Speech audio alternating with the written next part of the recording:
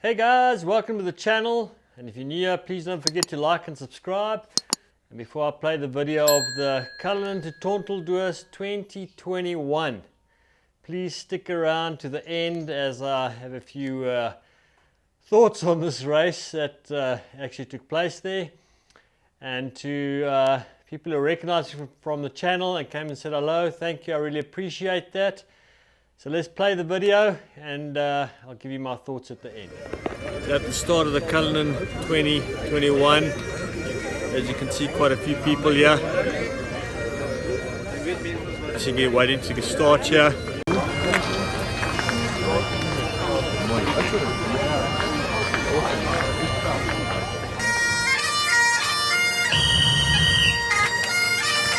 This is the start of Cullinan to Toteldoos, presented by King Price. 260 kilometers ahead of you of gravel and trail racing. 7 water points. The very first water point is a hydration only. The other 6 remaining water points are feeding stations. Enjoy it out there, guys, whether you are riding as a solo, team of 2 relay, or relay team of 4. You're going to have an amazing time out there.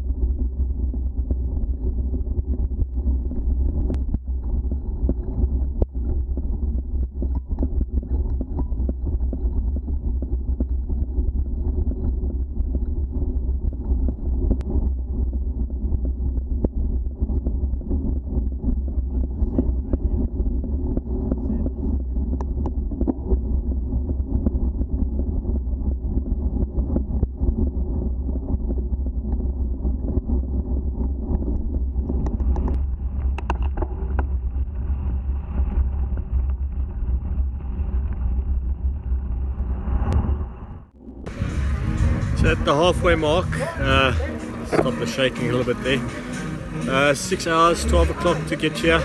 It's 12 o'clock in the day rather. 6 hours, average moving speed about 22 k's. But from here I reckon it's going to be tough going. It's uphill from here. A lot of climbs coming up. So let's see how it goes. But very good time to here. I predicted 12 o'clock and it is 12 o'clock. So I'm pretty happy with that.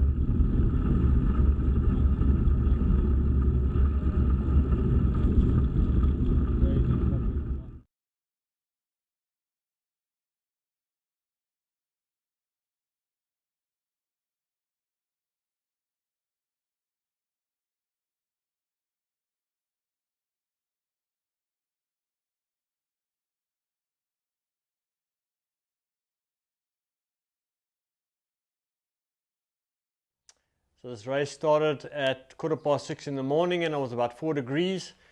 The temperature then went up and up and up until we got to the halfway point where it was 37 degrees, and it was a hot 37 degrees. You get that heat that comes off the sand in South Africa, which actually raises the heat because you're getting it from both ends. You're getting it from obviously the sky and you're getting it from the ground. So it's a lot actually warmer than you think it is. At 37 degrees, it's extremely, extremely hot.